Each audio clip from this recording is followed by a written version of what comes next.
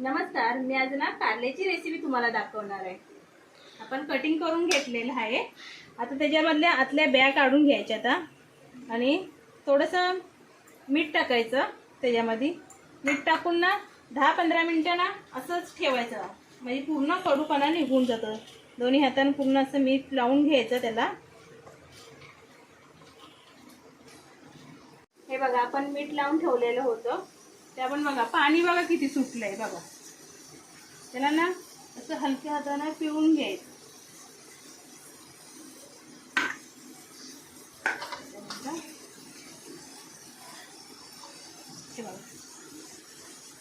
त्याला घट्ट पिळून घ्यायचं,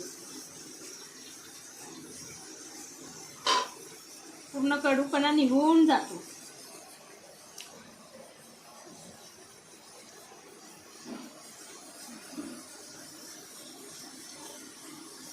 पिळून घेतला, आपण तेल गरम करत ठेवलंय, त्यात कांदा टाकायचा। आपण कांदा कापून घेतला,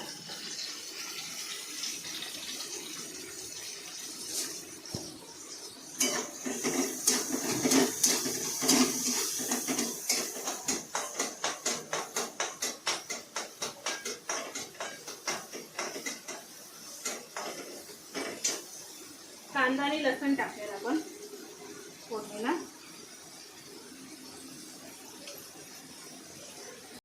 थोडी हळद टाकायची, थोडा लाल तिखट मसाला टाकायचा। आमचा मसाला ना घाटी, थोडंसं मीठ टाकायचं चवीसाठी। मीठ मगाशी मी टाकलेलं होतं, त्यामुळे जरा कमी टाकायचं। आपण मगाशी टाकलेलं होतं ना, त्यामुळे आपण जरा आता कमी टाकायचं।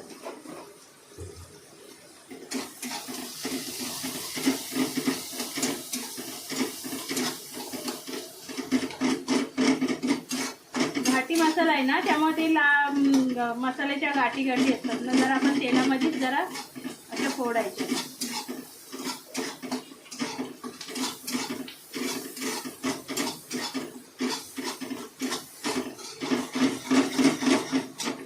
नंतर जरासं टमॅटो टाकायचं।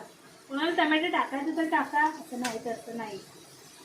जरा टाकायचं टाकू शकता, नाही तर नाही। मला आवडतं टमॅटो प्रत्येक भाजीमध्ये, म्हणून मी टमॅटो टाकते। कमी गॅस करायचा, कमी गॅसवरती पूर्ण लाल भडक होतं, पूर्ण तेलामध्ये कांदा टमॅटो मिसळत होतं ते टाकायचं। तोपर्यंत कमी गॅसवरती तेलामध्ये कांदा आणि टमॅटो, हे बघा पूर्ण पाणी सुटले तेलाला, तेल सुटले पूर्ण, पाणी पूर्ण आटून गेले। आपल्याला आता त्याच्यामध्ये ना चण्याची डाळ घेतली, ती भिजत टाकलेली चण्याची डाळ आपल्याला टाकायची।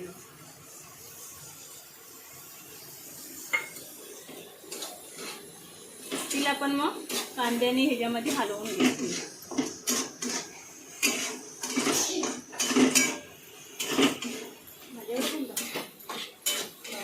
हलवून घेतली, तिला जरा वाफलू द्यायची। बघा डाळ टाकली, आता डाळ पण मस्त तेलामध्ये कांदा टमॅटो मध्ये मस्तपैकी हे केलंय। आता मी ना कारलं टाकणार आहे।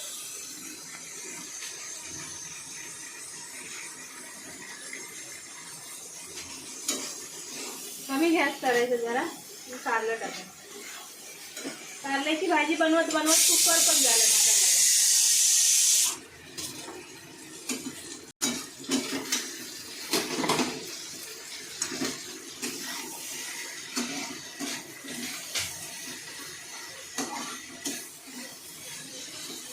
कमी गॅसवरती ना जरा झाकण ठेवून बंद करायचं।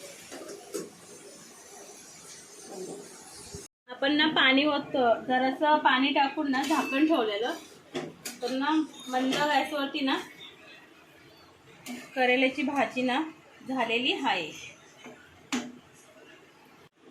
आपण ना हे एका बाउलमध्ये ना काढून घ्यायचं। जरा सकट कडू लागत नाही भाजी, जरा एक दिवस करून खावा। आणि मला सांगा, मला कमेंट करा.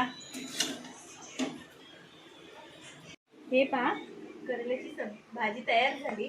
एकदा बनवून बघा, खावा. माझ्या चॅनलला लाईक करा आणि कमेंट करा.